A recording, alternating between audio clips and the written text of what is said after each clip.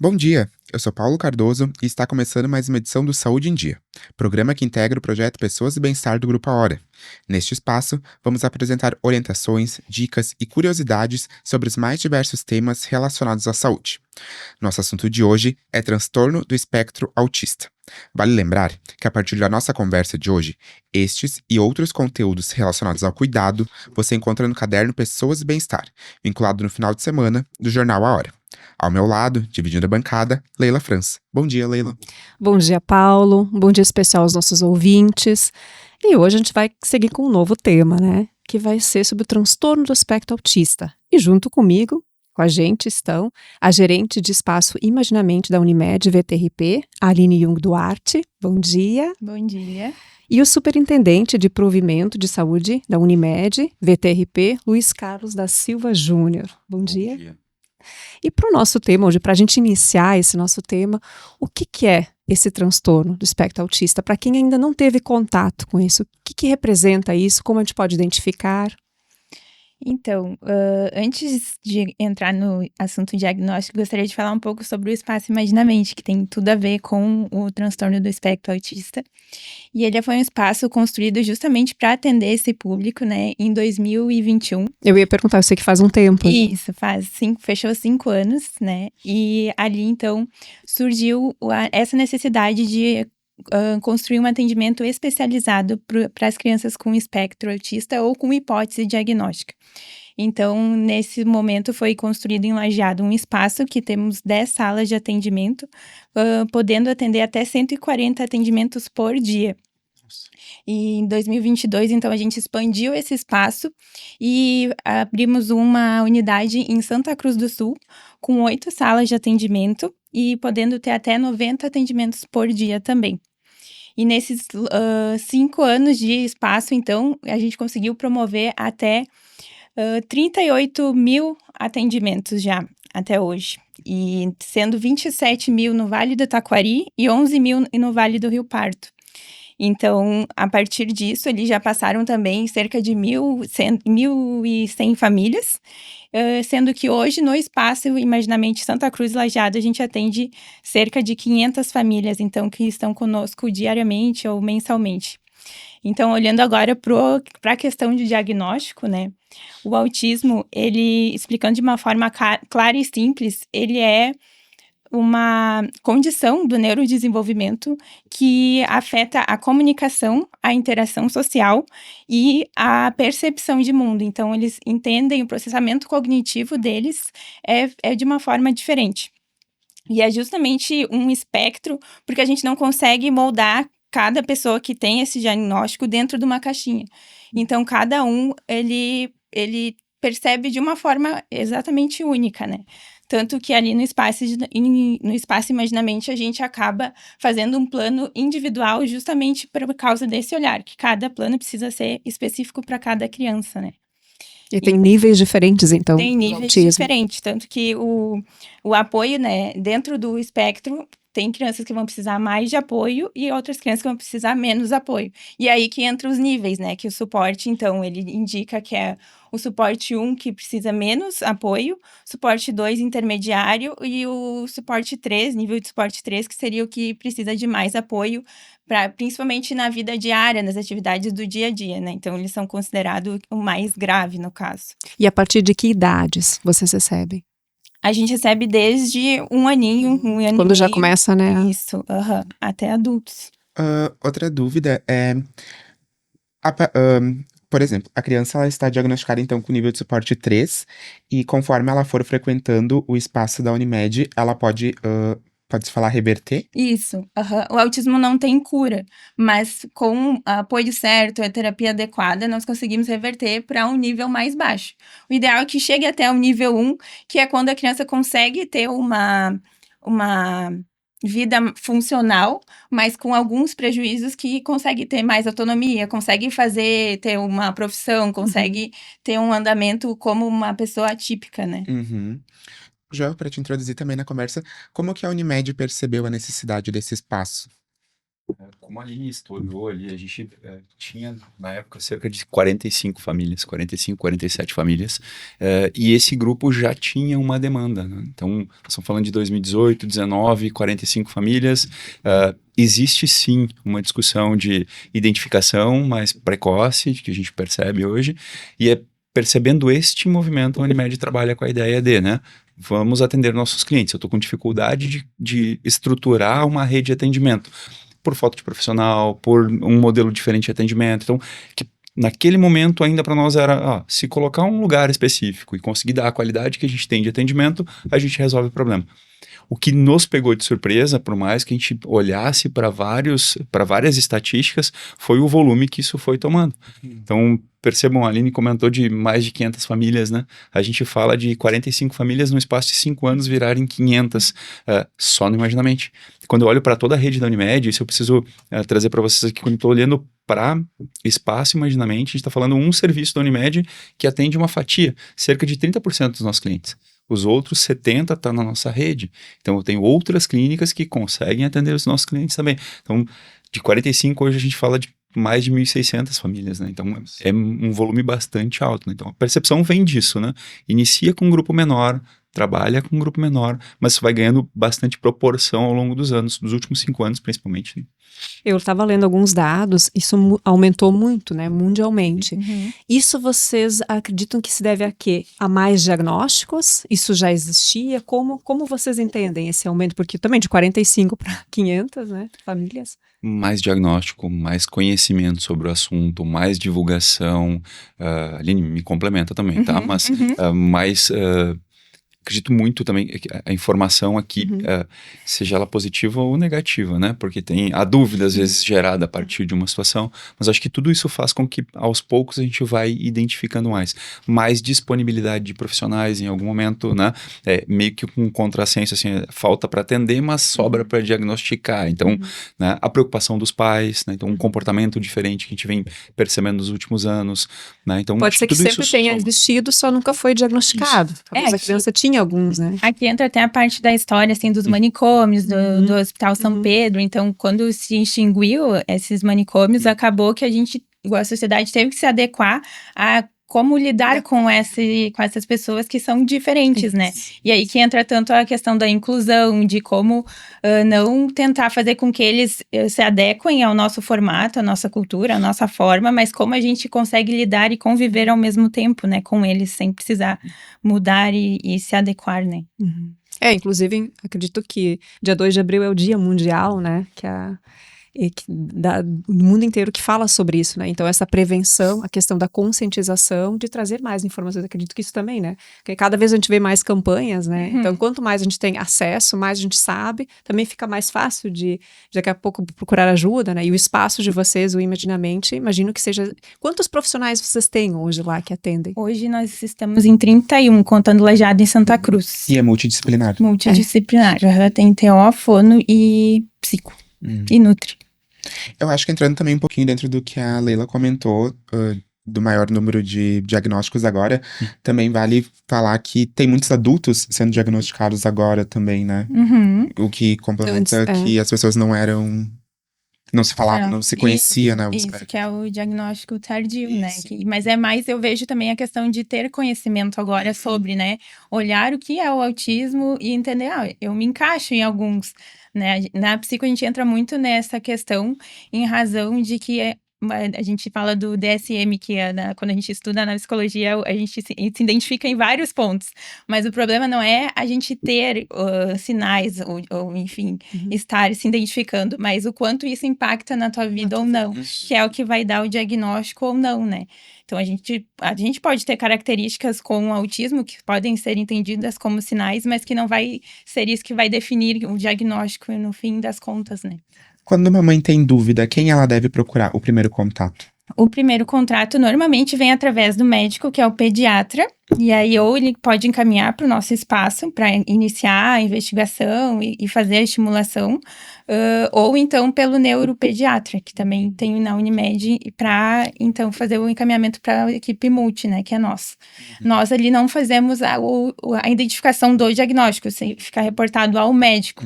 Mas ali, se identificado que realmente, de fato, tem um atraso, nem sempre quer dizer que tem autismo, mas a gente vai estimular essa criança para que ela fique com as habilidades adequadas para aquela idade que ela está, né?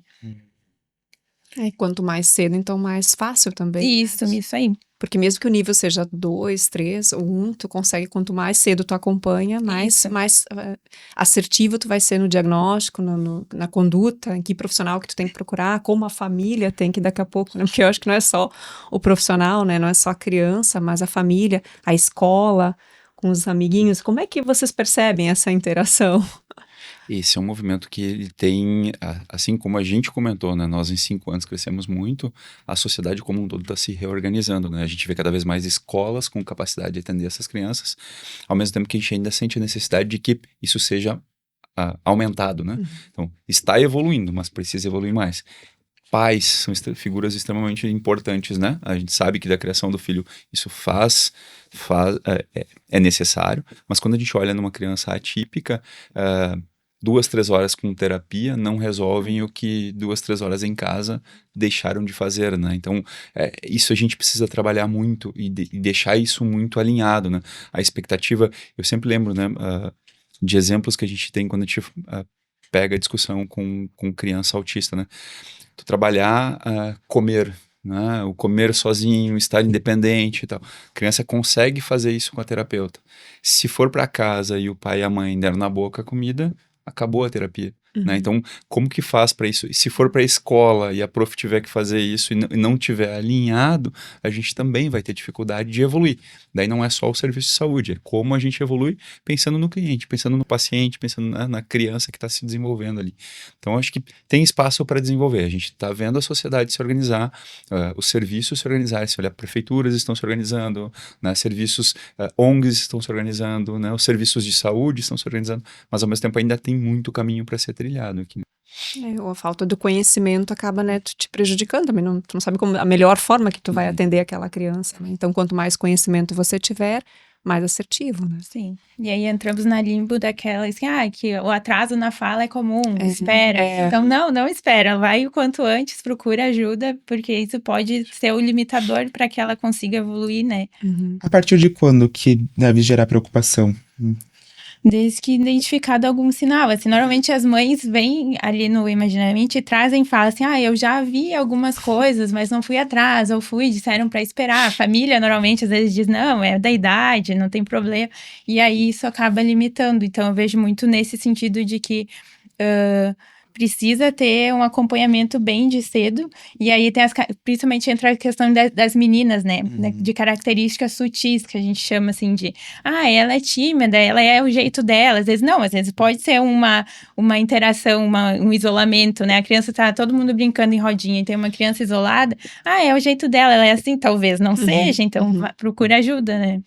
E o acompanhamento, ele é vitalício, ou em algum momento o paciente, a partir de algum estágio, ele pode receber alta, digamos assim? Pode receber alta. Quando identificado ali no Imaginamente, a gente faz uma avaliação, né? Cada criança é feita uma avaliação. E a partir dessa avaliação que a gente mensura o quanto ela tá de acordo ou não.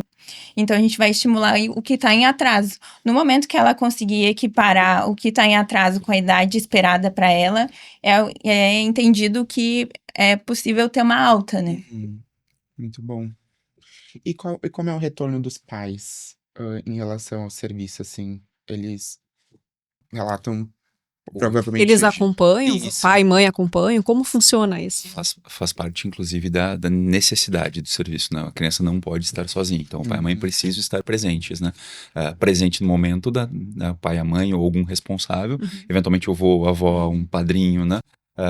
Precisam estar presentes. Acho que esse é um ponto importante, ele vai ter um tempo dedicado para este momento, né? O retorno para nós tem sido bastante positivo, assim, a gente tem sempre acompanha reclamações, elogios, né? E o serviço é bastante elogiado. E talvez um dos grandes pontos aqui, eu falei antes, né? A gente atende cerca de 30%. Então, uma das grandes dúvidas que a gente sempre tem é: eu posso divulgar este serviço, mas eu não consigo atender todos os clientes. Sim, mas então eu tenho que ter uma rede tão adequada quanto imaginamente. Esse também é um trabalho que a Unimed se preocupa. Então, falando um pouquinho, sendo um pouquinho do espectro, mas olhando para o cliente em si, é uma preocupação que a gente tem. É que quem está atendendo o nosso cliente, seja no imaginamente ou seja fora, siga padrões semelhantes. Né? Então, consigo deixar isso bem alinhadinho para que a gente possa atender o cliente da melhor forma possível. Né? Como é que funciona? Por exemplo, assim, eu sei que o espaço é bem bonito, assim, tudo criativo, né? Claro que cada nível interage de uma forma diferente, mas se eu levo meu filho lá, isso é um tempo de consulta, é um tempo de atividade? Como funciona, mais ou menos, assim? Eu sei que é individualizado, né? A consulta, elas duram cerca de 40 minutos. Então, tudo começa a partir dessa avaliação, que vai indicar o quanto ela vai precisar fazer de intervenção, né, de terapias semanais. Mas, normalmente, então, ele faz... A média é um atendimento de psico, um de fono e um de nutri. E a gente trabalha através da intervenção baseadas em evidências, que é o ABA, porque a gente consegue mensurar o comportamento, né? E consegue ver dados para ver se de fato a criança está evoluindo. Então, a gente tem ferramentas, que é a NeuroSteps, a gente faz todo um protocolo para conseguir a gente medir de forma fidedigna o quanto aquela criança está evoluindo ou não em cada atendimento. Então, é basicamente isso. Então, a gente tem objetivos, a gente cria um objetivo anual para aquela criança, baseado no que está mais em atraso, e esmiuça ele em 4 partes durante o ano. Então, quando bate os 3 meses ali, a gente vê se ela conseguiu evoluir o que estava programado ou não, e a gente reestrutura a forma como vai intervir ou não, se está evoluindo ok, como mantém e vai seguindo o fluxo. Então, a cada 3 meses a gente faz uma parada para olhar para aquela criança, para ver se de fato ela está conseguindo evoluir e aderir ao que a gente tem feito de terapias. Entre os 3 profissionais, tem um que a abordagem se torna um pouco mais complexa, pensando na fono, na nutri. Vai depender muito de cada criança, né? A gente sempre traz, assim, que cada caso é um caso e cada criança também. Então, cada plano, cada atividade, cada plano criado vai ser também específico para aquela criança. Até porque a gente atende os 3 níveis, né? Então, não dá para também colocar todos dentro de uma caixinha, assim. Então, normalmente, o que nos pega mais são os níveis 3, justamente porque a evolução é mais lenta. Então, eles precisam... nós, enquanto terapeutas, ali é mais difícil ver a evolução, porque eles demoram mais para adquirir uma habilidade. Então, em um ano, pode ser que para pegar uma caneta seja algo maravilhoso para quem tem nível 3, né? Só para a gente esclarecer para o ouvinte, então, vamos diferenciar o nível 1 do nível 3. O nível 1 é o que tem menos suporte, precisa de menos apoio. Ele consegue ter uma vida funcional, consegue ir para a escola, não tem tanta crise, mas ele tem dificuldade de interação social. O nível 2 já tem um pouco mais de dificuldade na fala, já se isola um pouco mais, já pode ter mais comprometimento, mas não precisa daquele apoio 100% diário. E o nível 3 é o que precisa de apoio 100% no dia a dia para as atividades da vida diária, que é escovar dente, tomar banho, principalmente, não consegue ter autonomia, né? E esse nível 3, ele se comunica, ele fala... Normalmente ele é não verbal. Não verbal. Assim, o nível 1 é verbal. O nível 2 pode ou não. E o nível 3, a maioria das vezes é não verbal. Ou é verbal, mas não é conexo, fala palavras soltas. Ah, entendi. E no autismo sempre tem... 50% tem comorbidades associadas. Então, TEA com TDAH, é TEA com deficiência intelectual, então isso tudo interfere também. Não sabia disso. É bem comum, então. Sim, 50%. Então, daí, além do tratamento pro espectro, também é preciso tratar essa outra comorbidade em conjunto para dar um resultado melhor. Então a gente sempre olha pro autismo, mas, né, isso também nos dá um norte, porque a gente sabe que quem vai ter TEA, deficiência intelectual, vai chegar num limite que não vai conseguir evoluir mais, né? Então, por isso que quando é nível 3, a gente sempre tenta focar mais nas questões de vida diária, para tentar, pelo menos, ter uma autonomia para ele conseguir escovar os dentes sozinho, arrumar a cama sozinho, comer sozinho para conseguir ter uma vida autônoma, né? Porque a gente sempre leva isso para os pais, assim, que nem eles falam, vai dar comida na boca em casa, mas em algum momento os pais não vão mais estar ali. Então alguém precisa ensinar ele a fazer isso sozinho, porque nem sempre vai ter alguém para ajudar, né? Que a gente acabou falando antes da importância do envolvimento, né, de outras partes, seja da escola, seja dos pais, né? Acho que o que a Aline traz aqui, a gente percebe que para ter resultados precisa estar bem alinhado, e bem alinhado desde o início, né? A expectativa do pai é que a criança coma legumes, né?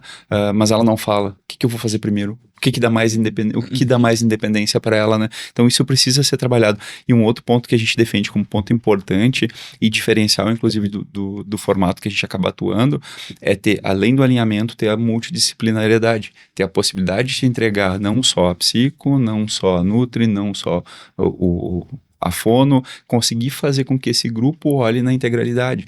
Como a Aline reportou antes, né? Eu tô falando de casos diferentes, mas que precisam ser tratados e que precisam ser tratados com especificidades, né? Então isso dificulta um pouco, não impede que a gente consiga trabalhar. E aí, por isso, a ideia de trabalhar sempre com multidisciplinaridade, né? Tá. Como funciona isso, por exemplo, como os profissionais sabem até que ponto cada um tem que desenvolver? Isso é diagnosticado antes? Vocês se conversam? Por exemplo, assim, esse aqui é o nível 3, né? Eu tenho, não fala, né? Ou não se comunica. Ou como vocês sabem até que ponto cada profissional tem que desenvolver aquela criança? Ali, na verdade, a gente faz esse plano e todas trabalham em cima do mesmo plano. Ok. Não né, a gente chama de terapia psicoaba, fonoaba e teoaba, porque todas vão se basear a partir desse único plano. Então, elas, claro, têm o olhar individual de cada profissão, de cada técnica, mas a gente sempre vai fazer a partir dessa avaliação. Então, as três vão ter o mesmo plano, porque a ideia ali é que, por exemplo, ela vai treinar... deixa eu pensar, dar comida na boca. E aí, quanto a mais treinos tiver durante a semana, a ideia é que mais rápido essa criança vai conseguir adquirir essa habilidade. Então, se 3 vezes na semana ela tem um fono e um psico, ela vai treinar, dar a colher na boca nos 3 treinos. Justamente para adquirir mais rápido essa habilidade. Então, esses são vários atendimentos numa semana também? Sim. Importante esclarecer. Achei que era passado, né? Não, é semanal. A média do serviço hoje por semana deve estar girando em torno de 4 a 5 atendimentos, né? Eu tenho aqui a do mês, que tá 2.800. 2.800 atendimentos no mês. Nossa, são muitos. Sim. Então, para cada criança, a gente está falando de cerca de 3 a 4 atendimentos, né, por semana, Sim. variando, né? Porque isso precisa ser treinado, então, se repetir. Sim, por isso que tem a questão da família, né, de fazer. A gente vai mostrar para a família como fazer e vai fazer no atendimento também. Então, se a família, quanto antes a família entendesse que fazer uma vez no dia, todo dia, ela vai adquirir antes, melhor, não só no treino, né? E aqui tem um ponto que... normalmente ele vem, e não posso deixar de lembrar que a gente também é um plano de saúde, né? Então, sendo um plano de saúde, normalmente esse tipo de questionamento quase crítico pode acontecer para o nosso lado, vamos pensar assim, né? A Unimed busca reduzir o número de terapias. Quero fazer um outro olhar com vocês, tá? A ideia é que vou pegar uma criança que vai para a escola, nível 2, que está indo para a escola, estuda de manhã, sobra à tarde para ela, né? Se eu prescrever 4 terapias por dia, ela vai ter 4 horas da parte da tarde, ou quase 4 horas, porque a cada 40, 45 minutos ela está entrando e saindo de uma terapia, e vai passar 4, 5 dias, né? A gente trabalhando já não cumpre essa carga horária. Imagina uma família com uma criança para ter este retorno. E aí o que a gente fala de envolver todas as pontas. É tão importante quanto ela está na terapia, ela está sendo capacitada em casa, evoluída em casa. E por isso a importância do plano de desenvolvimento individual que a Aline fala. Ele precisa estar alinhado com a família também. Eu consegui sentar com o pai e a mãe e explicar, olha só, o nosso foco em conjunto vai ser este aqui. Nos próximos meses a gente trabalha isto. Esta evolução vai partir de todo o nosso grupo, né? E quando tiver alguma discussão na escola, o pai poder dizer, olha, meu filho está trabalhando isso, né? E isso dá velocidade para a entrega dele e faz com que a gente consiga ter um resultado melhor. Então, nem sempre o olhar do técnico, né, o olhar da psico, o olhar do imaginamento, o olhar dos serviços credenciados, tá olhando para uma redução, simplesmente por uma redução. É como a gente encaixa isso na rotina da família. Eu falei antes, né? É importante que o pai e a mãe estejam presentes. A gente precisa lembrar que não é só importante, como é obrigação legal, né? Numa consulta, não pode deixar uma criança de 4, 5 anos sozinha. Então, quem vai estar junto, né? Se eu fizer isso durante 5 horas por dia, quem que consegue acompanhar essa criança? Que rede de apoio que eu preciso ter? Quanto eu consigo evoluir, né? Então, é muitíssimo importante a gente ter isso bem alinhadinho desde o início, desde o plano de início de trabalho, né? Do plano de desenvolvimento. Inclusive, a Unimed tem esses profissionais também, não só do atendimento à criança, mas inclusive dos pais, né? De compreender isso, né? Daqui a pouco precisa de uma ajuda psicológica para saber levar aquilo. Isso. Imagino que seja bem importante também esclarecer isso bem pro pai, né? Pra mãe. Com certeza. A gente teve já 2 grupos de treinamentos de pais em 2 anos consecutivos, justamente para esse olhar e tirar dúvidas, né? E fazer com que eles tivessem essa conscientização de que o trabalho continue em casa, né? Mesmo, e traz muita questão da sobrecarga, de ter muitas tarefas além de levar a terapia, né? Então, quando eu era terapeuta, tinha muitos casos, assim, de eu tentar incentivar as famílias a virem a participarem dos atendimentos para fazer o treino e chegar a um ponto e a mãe vir e dizendo, tá, agora eu não preciso mais entrar, né? Tipo, é o meu momento de ficar, é o único momento que eu tenho de 40 minutos para eu ficar sozinha sem precisar me preocupar, sabe? Então, tem todo um trabalho voltado para a família justamente para isso, assim, que não termina, né, na terapia, tem uma continuidade. Porque os pais trabalham, têm suas obrigações, né? Mas amam seus filhos, querem o melhor para eles, né? Eu imagino que não deva ser tão, nem que você falou, assim, né? O momento que eu tenho sozinha para mim, né? O que também é importante para cada ser humano, né? Sim. E tu percebe que tem agora uma aceitação melhor também do diagnóstico? Ou ainda tem um pouco. Os pais ficam muito assustados, em estado de negação? Eu acho que faz parte a negação, né? E ainda tem bastante, assim. Eu acho que também parte desse ponto de criar uma conscientização de que a terapia não vai fazer mal, né? Eu acho que ainda tem muito essa questão de que quem faz terapia tem problema, que tem algo que remete a algo ruim. E então a gente sempre trabalha com a família no sentido que fazer a terapia não vai trazer nada de negativo para o teu filho, mesmo que ele não tenha diagnóstico. Fazer terapia vai ser sempre algo bom, vai estar estimulando, né? Então, eu vejo que ainda tem muita negação, sim, por parte, né? Então, isso acaba interferindo até na constância do tratamento, né? De entender que ele precisa vir toda semana, porque isso é que vai fazer a diferença. Então, esses pais que ainda não aceitaram muito bem, que não concordam, acaba interferindo no desenvolvimento, porque não tem a constância, né? De estar ali todo dia, toda semana, de querer participar. E normalmente quem acompanha mais são as mães, os pais? Tem de tudo. Tudo. Ai, que bom, então, porque normalmente às vezes é uma questão que as mães ficam mais sobrecarregadas até. Sim, tem bastante avós também, por causa da questão de trabalho, da carga de horário, né? Então, tem pais, tem mãe, avô, tem todos os cenários, de tio, parente. Ah, é muito bom. Sim. Quanto mais pessoas da família e amigos próximos da criança souberem como conduzir, entender isso, vai ficar realmente mais fácil o tratamento. Isso. A evolução da criança, porque não tem cura, né? Não. E deixa eu te perguntar, em média, quanto tempo, assim, eles ficam com vocês, assim, nesse atendimento? Claro, depende do nível, né? Mas vocês têm, assim, mais ou menos ou depois melhora um pouco, e aí depois tem que voltar a atender de novo? Como é que funciona? Essa é uma pergunta difícil de responder, porque muitos dos nossos casos não é por ter evoluído, mas por desistência, que aí entra a questão de constância. Sim. Pecado. Eu tenho um dado que, para mim, ele chama muita atenção, assim.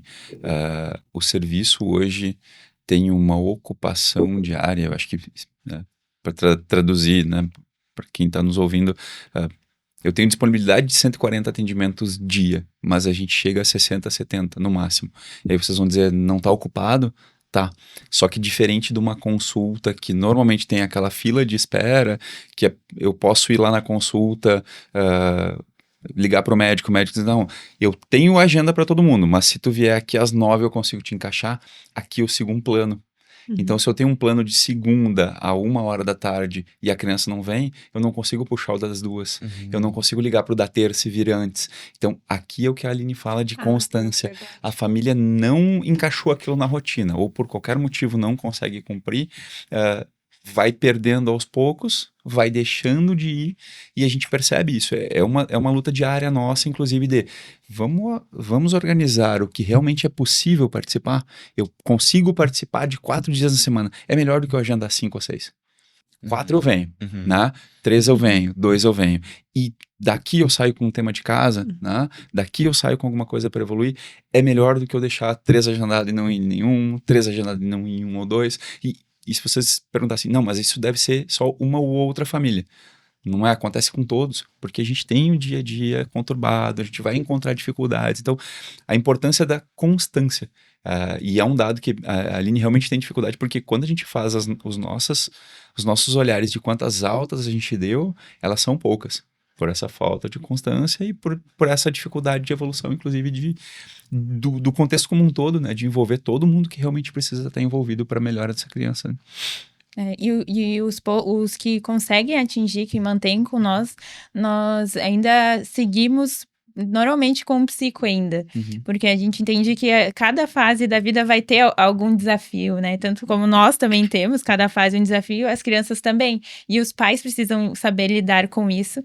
E por vezes, por não saber lidar, a gente mantém a terapia com a criança justamente para ter esse acompanhamento de perto, de tá tudo bem, não tá, a escola tá ok, não tá. Então, para ter esse olhar mais quanto o Unimed perto, assim, de acolher essa família, né? E hoje vocês têm alguma parceria ou daqui a pouco já pensaram em fazer isso com as escolas para ter esse atendimento com os professores, para quem lida diretamente com esse aluno? A ideia, eu vejo assim, enquanto gestão, é sempre tentar manter os 3 pilares, que é a clínica, a família e a escola. Isso. Então, ano passado, nós fomos contemplados com um projeto chamado Inclusão Transformadora, aqui em Lajeado, onde a gente conseguiu fazer uma parceria com a Secretaria de Educação e elencamos 4 escolas em que tem instrutoras semanalmente nessas escolas para capacitar os monitores e professores enquanto como lidar com o autismo dentro da sala de aula, principalmente, né?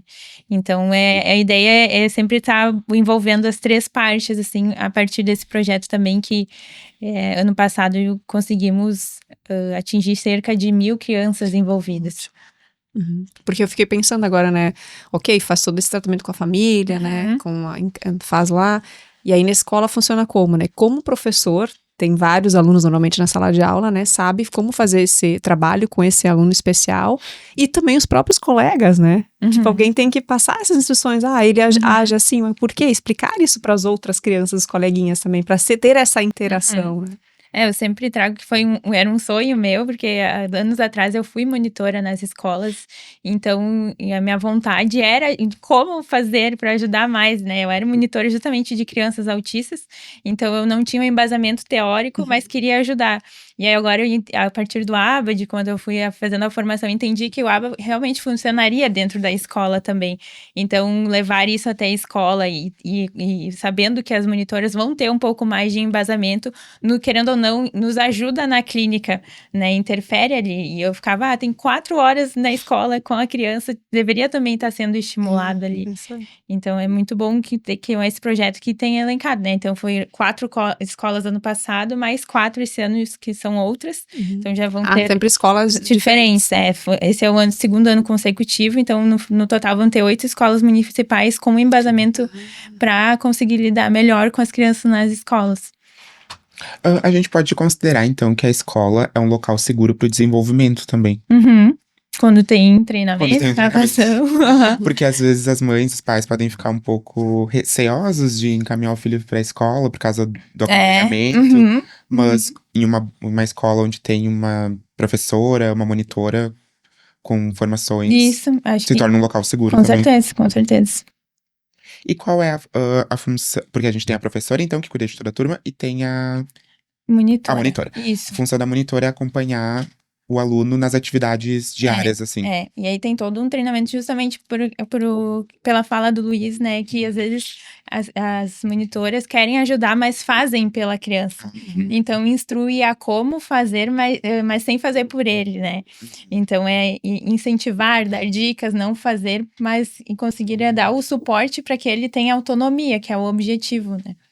Então, eu vejo também que nesses dias veio um caso de uma mãe queixando que ia perder a monitora na escola, que estava preocupada, mas a criança tá super bem, tá com a autonomia, tá conseguindo lidar com as coisas, então não ter a monitora em alguns momentos também é um fator positivo, algo bom, né? Então isso significa que ela evoluiu, que tá bem, que tem autonomia e pode fazer sozinha. Então, que bom que não precisa de uma monitora mais, né? Então ter esse olhar também e orientar a família quanto a isso é importante. Sinal que ela evoluiu, né? Sim, aham.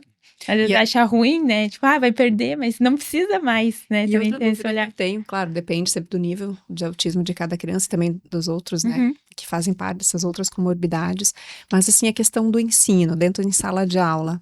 Eu digo assim, a aprendizagem da leitura, da escrita, do entendimento, da conscientização. Isso o professor, ele vai relatando alguma coisa com vocês, fala com os pais, para ver como é que está o nível dessa criança, o desenvolvimento dela. Ali no Espaço Imaginamente, a gente tem um projeto enquanto pilar escola, mas também temos a opção, a gente sempre está aberto a receber as escolas, tanto ali no Imaginamente, quanto fazer reuniões de orientação. Uhum. Então, isso já é uma prática bem comum ali, de uma vez por ano, assim, cada terapeuta faz uma conversa, uma reunião com as escolas, justamente para preparar essa criança para o início de um novo ano, principalmente quando ela tem as férias ali, troca de turma, ou sai do ensino fundamental infantil para o ensino fundamental. E a gente sempre faz esse acompanhamento através de orientações, assim. Às vezes é por parte nossa, que quer dar alguma orientação, mas também tem queixas da escola que a gente orienta para eles como lidar em certas situações, né? Porque eu percebi que, lendo um pouquinho mais sobre o assunto, eles gostam bastante de rotina, né? Então, tu tem que ir ensinando aos poucos, né? Para eles manterem sempre o mesmo professor, os colegas, assim, imagina que é a mesma sala de aula, não sei, eu tô imaginando como que... O que a gente falou, que é um desafio para nós, inclusive, o mesmo psico, por exemplo, né? A gente é uma empresa, né? E em algum momento alguém vai se movimentar, alguém vai deixar de atuar naquela empresa, alguém vai trocar de serviço, né? Como eu faço? Então, eu trabalhar essa autonomia para que, cara, se eu preciso trocar de monitor, se eu preciso trocar de prof, se eu preciso trocar de psico, que eu tenha qualidade de serviço e consiga entregar o melhor para essa criança, né? Então, acho que faz parte do desenvolvimento, inclusive, dessa evolução, né? De trabalhar essas possibilidades. Eu sei que vai bater porque realmente, né? A gente gosta um pouquinho de rotina, né? Imagina para criança ali também, né? Então, acho que isso é importante, né? Isso bate naquilo que a gente falou de tempos de atendimento, né? Mexer da 1h da tarde para as 2 não é legal, né? Então, como que eu vou estruturando essas coisas, né? E aí tá o nosso desafio de mostrar isso para as escolas, né? Que ele precisa ter a mesma rotina. Aí tem questões de profs trazendo no sentido, mas quando chove não tem pátio aberto, é área coberta, e aí a criança entra em crise. Então, já ir preparando de manhã cedo, assim, viu que vai chover, já diz, hoje não vai ter pátio, que é a questão que a gente fala muito no autismo, que é a previsibilidade, né? Tudo que vai acontecer pra frente, que a gente sabe que vai acontecer, já vai preparando ela antes, para no momento ela não se desorganizar. Então, isso é uma coisinha, mas que faz toda a diferença para elas, né? Agora que tu citou a palavra crise, como funciona? O que é uma crise? Uma crise é quando a criança se desorganiza. Tem um vídeo bem legal na internet, que é quando ela recebe muitos estímulos internos, externos, e entra uma questão da amígdala cerebral, que é da neurociência, que ela, no autismo, ela ativa de forma mais rápida. Então, o que para nós seria um pequeno susto, para ela já desencadeia uma crise. Então, normalmente é isso que acontece, assim, ela tá fazendo tudo da mesma forma. Aí, do nada, acontece algo que não era esperado, ela vai se desorganizar. E aí entra a questão muito que os pais trazem, que é, mas entrou em crise do nada. E a gente fala, não é do nada. Pode ser uma coisinha mínima que mudou, aquilo vai desorganizar. Lá no Imaginamente tem uma criança que sempre pegava a rotina dela antes de ir pro atendimento, era pegar café. E aí, um dia o café estava estragado, a máquina do café estava estragada. Foi o estopim para gerar uma crise na criança. Então, é isso, assim, que ela precisa dessa previsibilidade para se sentir segura. No momento que ela não se sente segura, essa amígdala já meio que explode, assim. E como podem ser essas crises? Claro que depende de cada indivíduo, né? Sim, vai depender, mas às vezes é choro, às vezes ela tem autoagressão também, de se bater, se morder também, Normalmente são comportamentos autolesivos, as crises mais sérias, né? Entendi. E qual é a melhor forma de prestação de socorro nesse... Isso é um Digamos ponto... que a gente encontra, se depare com isso, eu também não tenho. Esse é um ponto que é o principal assunto nas escolas, é esse manejo de crise de comportamentos. E a gente sempre trabalha no prognóstico, né? Trabalhar com a previsibilidade para que não aconteça. O quanto mais a gente conseguir prevenir, é melhor do que remediar. Né? Então, nos momentos de crise tem que esperar acalmar, não tem muito o que fazer, manter a criança segura, claro, não deixar ela em perigo, mas ela vai precisar desse tempo para se autorregular. Aí às vezes pode ter recurso que aí com o tempo, quem convive mais com a família vai saber o que acalma a criança ou não. Uma massinha de modelar. Normalmente questões sensoriais funcionam melhor. Estimular, diminuir a luz, colocar uma musiquinha mais calma, apertar uma bolinha, né? Coisas que vai conseguir com que ela se tranquilize e se estabeleça. É importante saber disso, porque como a Leila falou, se acontecesse um dia, eu também não iria saber. Porque assim, quem é leigo, quem não participa disso, acaba não entendendo muito, né? Então, quando tem, assim, algumas dicas, né, sugestões, pelo menos, agora já tem alguma ideia, né? Sim. Pode funcionar algo, né? E como tá cada vez mais normal, né? A gente falou de volumes antes, no início da nossa conversa, e cada vez é mais comum, né? A gente vai encontrar...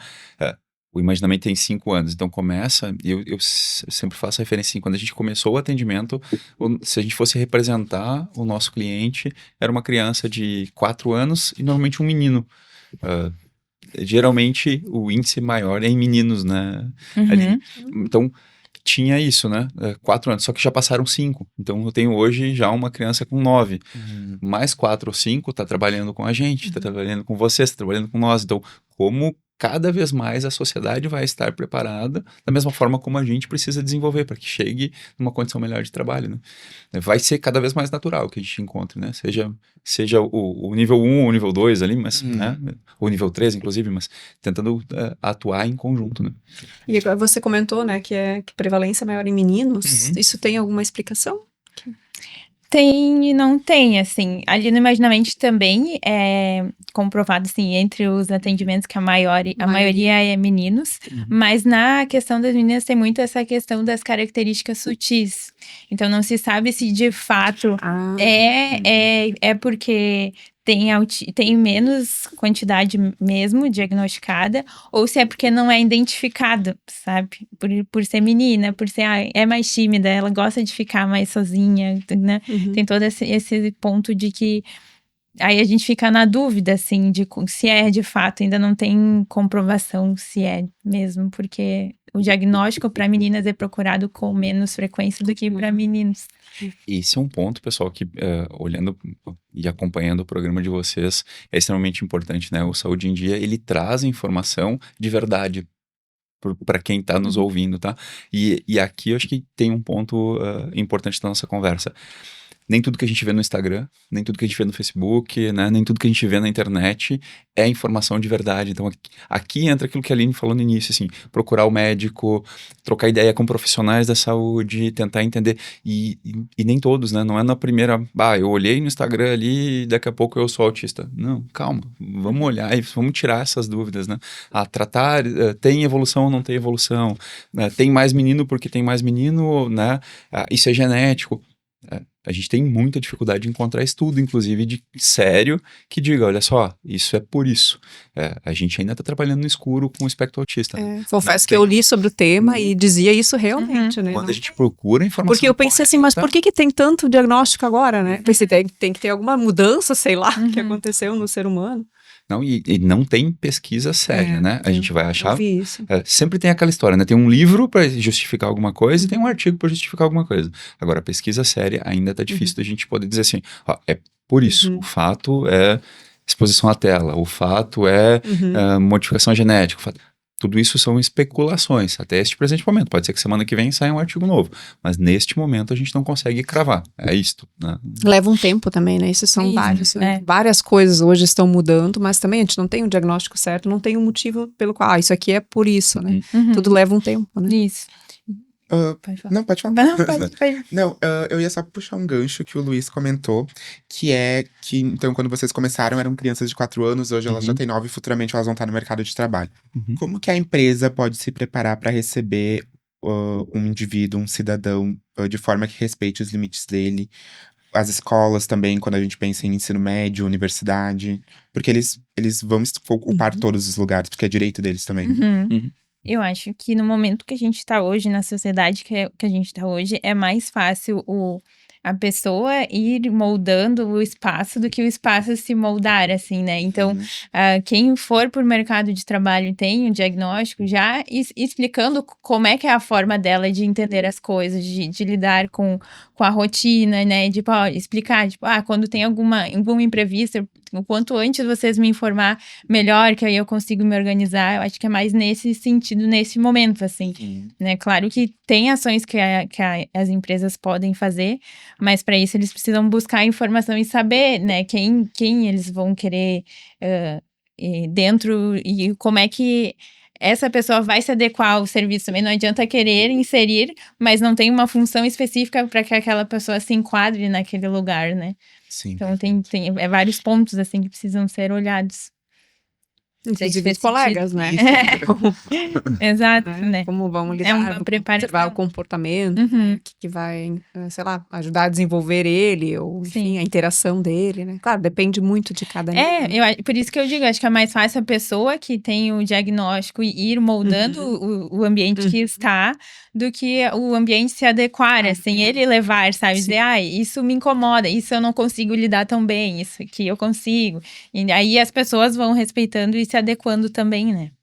E vocês percebem que há um maior número de pessoas com espectro empregadas, frequentando faculdades, terem uma vida mais autônoma como adulto mesmo? Acho que é difícil de elencar esse grupo ainda hoje, né? Acho que pelo que a Aline comentou antes, de dificuldade de identificação, de diagnóstico tardio, acho que dá para dizer que a gente percebe sim, mas qual volume, como tá isso hoje, eu não teria esse dado na mão hoje, não sei como a visão da Aline nesse ponto. Eu tava pensando, hoje, nesse mês, a gente também fez uma palestra em Santa Cruz, numa empresa que tem colaboradores com diagnóstico. Então, eu acho que é uma forma também, né, de conscientizar todos os colaboradores, trazendo palestra, levantando essa pauta. E nessa empresa específica tinha bastante colaboradores com diagnóstico. Mas eu não sei também a questão de números, assim, quanto tem inserido no mercado. Aqui na Jada, a gente, olhando assim por cima, do caso da identificação do crachá, a gente percebe que há um número bem forte, abrangente, eu considero, assim. Talvez pelo que a gente falava antes de identificação, né, cada vez mais, e busca por diagnóstico. Porque talvez num momento atrás a gente não iria ver o crachá, não iria ver a busca, ia ficar... a pessoa diferente, né? O diferente, trata esse aqui diferente e tal, mas sem o diagnóstico. Acho que começa a ficar mais evidente quando começa a chancelar, né? Ele realmente tem e ok, né? Então talvez por isso que hoje salta um pouco mais aos olhos. Mas, de novo, acho não, falta a base de fato do diagnóstico para a gente poder dizer, olha, este número aumentou X ou Y, né? Eu vejo que muitos não têm diagnosticado, e principalmente no nível 1, e eles têm um sofrimento, assim, por não entender o que está acontecendo, mas também não conseguir se adequar e interagir de forma como os outros, né? Então, eles têm uma cobrança muito grande em querer ser igual aos outros e estar inserido e conseguir socializar, mas não conseguir. E isso acaba interferindo na questão cognitiva dele, assim, e até o índice de suicídio para quem tem nível 1 é maior, justamente porque não consegue se encaixar em nenhum grupo social, né? Então, aí também tem a questão do trabalho que entra, porque não tem como... ele vai entrar no trabalho, mas não vai conseguir se identificar, vai para outro. Então, quando chega o diagnóstico, muitos relatam de sentir um alívio, fazer a vida deles fazer sentido, dizer, não, de fato, eu não preciso me encaixar a esse mercado de trabalho, não preciso me encaixar a esse grupo, né? Eu ia mesmo perguntar isso, né? Se eles têm consciência, né? Quem é diagnosticado, se começa a entender melhor o seu comportamento em relação ao outro. Com certeza. É curioso, quando a gente olha num curto espaço de tempo, assim, né? Existem pesquisas, talvez a mais forte americana, que traz uma prevalência, né, e um crescimento na prevalência de autismo, e fala que em 2030 a gente deve bater em torno de uma criança para cada 25 crianças nascidas, né? Uma criança Para cada 25. Hoje tá 1 para 31. 1 para 31. E quando a gente olha a nossa região, a gente fez uma pesquisa interna usando regras muito parecidas com a que essa pesquisa trouxe, a gente chega próximo desse número. E aí eu tô falando não só clientes Unimed, eu tô falando de a sociedade como um todo, né? Então, vamos jogar isso para daqui a 10 anos, a criança nascendo, criança identificada, assim, numa sala com 10 pessoas, a gente vai ter 2, 3 daqui a pouco, né? Então, é um número que ainda chama atenção. De novo, falta embasamento pra gente chegar no assertivo, né? Mas são números que já denotam que tá cada vez mais sendo identificado mais, ou sendo... ou surgindo mais, né? Não dá para ter certeza de qual dos dois aqui, mas o número ele chama atenção porque em algum momento vai bater, né? Como a sociedade se organiza, como as empresas se organizam, né? Então... a gente não sabe se daqui a pouco vem porque tá sendo mais diagnosticado, ou se daqui a pouco o ambiente está, sei lá, a gente não tem hoje, né? Não tem como saber. E esse pessoal vai entrar no mercado de trabalho, então também vai mudar, provavelmente, daqui a uns anos. Tu comentou sobre essas pessoas, então, que elas têm esse histórico de não conseguirem se encaixar e quando elas recebem um diagnóstico, elas de certa forma se tranquilizam. Então, nunca é tarde pra te buscar o tratamento, mesmo que tu tenha 30 anos, tu pode iniciar e tu vai sentir a evolução. Com certeza. Não é bem uma evolução, mas acho que é um entendimento de vida, assim, né? Justamente por as coisas não fazerem sentido, de ter essa cobrança da sociedade, de ter que se encaixar e não conseguir se encaixar, o que eu faço? E quando vem o diagnóstico, começa a vir a informação do que é o autismo, de talvez seja alguma coisa, sim, eu acho que com certeza ajuda na questão de evoluir e conseguir lidar a partir de agora de uma forma diferente e adequada a seus limites, né? Teve questões, assim, de adultos relatando de sempre ser cobrado a ir para festas, confraternização de fim de ano, e ele se sentir culpado por não conseguir ir ou não conseguir lidar com a situação, e no momento que veio o diagnóstico, aquilo foi um alívio no sentido de ok, se eu não estiver bem para ir, eu recebi um estímulo, aconteceu alguma coisa, eu não preciso ir, tá tudo certo, tá tudo bem, né? Então, acho que é mais nesse sentido, assim, de pressão mesmo, interna, assim, de ansiedade, né? Outro ponto que, então, acho que vale a pena é que a gente nunca deve forçar a pessoa a fazer atividades, comer coisas que ela não gosta. Sempre respeitar o limite dela. Isso. Ali na nossa Nutri faz um trabalho muito legal com a comida, principalmente, que tem muito isso dos pais de tem que comer legumes, tem que comer feijão. E tem crianças muito seletivas. Tem crianças que só comem coisas amarelas. Tem crianças que não conseguem comer nada que tem textura, só come bolinhas. Tem vários tipos, assim. Então, ali entra uma questão importante, tipo, ok, né, vamos respeitar, mas vai fazer prejuízo para a saúde, não vai ter vitaminas. E aí a Nutri faz um trabalho muito bonito ali, que é a aproximação.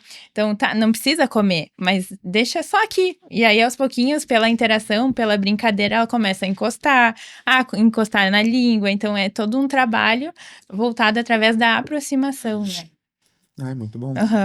Mas tem que ter uma paciência, né? Um Sim, estudo para isso, olha. Isso que a gente fala da constância, né? Porque é um passinho a cada semana, né? Pra no final do ano ela conseguir colocar uma colher de feijão na boca.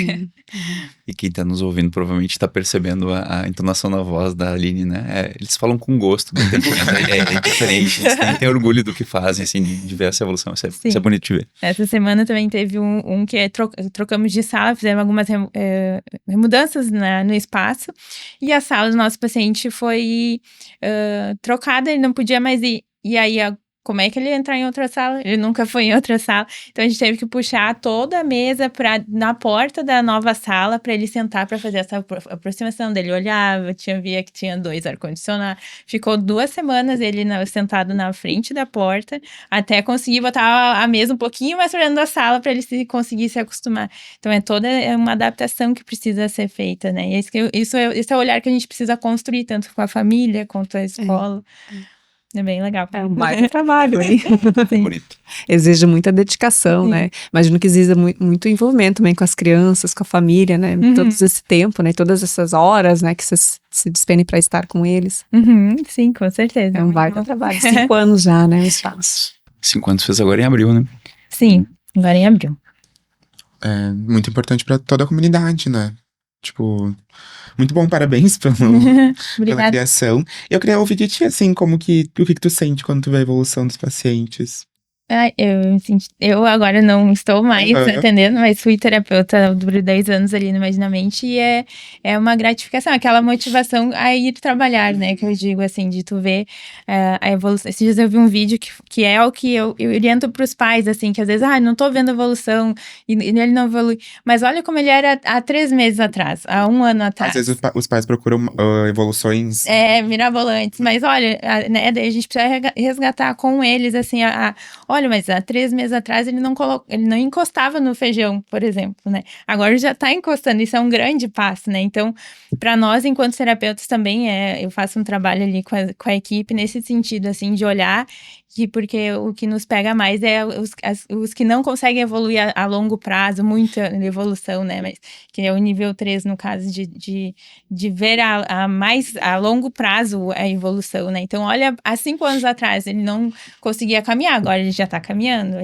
Os 5 anos atrás ele não conseguia falar, agora já tá formando frases. Então, olhar e resgatar para trás, né, a evolução dele, eu acho que isso é o que nos move ali enquanto terapeuta, ver a evolução da criança, né? Imagina. Sim. Da criança e a felicidade das famílias, né? Com Que certeza. tá envolvido, né? Exatamente. Que elas devem chegar com uma aflição, uma preocupação, quando elas veem o filho caminhando, comendo, falando, então, caminhando. Isso é Sim. incrível. Isso, Leila. Então, gente, vocês trabalham pela Unimed, mas então só vamos reforçar. Quem se interessou pelo serviço, como faz, qual é o primeiro passo, quem procura. Acho que pode procurar o nosso atendimento ao cliente, né? Através do nosso 0800, acho que dá para deixar anexado depois, né? Mas é o caminho, né? Procura o 0800 se já tem um diagnóstico, se não tem o seu médico, né? Acho que são os pontos que vão direcionar. Né? Fazendo contato com o 0800, a gente já vai ter a possibilidade de, olha, tenho esses horários disponíveis, né? Organizar com a família. A gente tem um trabalho que a gente acabou não falando aqui, mas é um trabalho bastante importante, e que é o trabalho que... O nome é estranho, tá?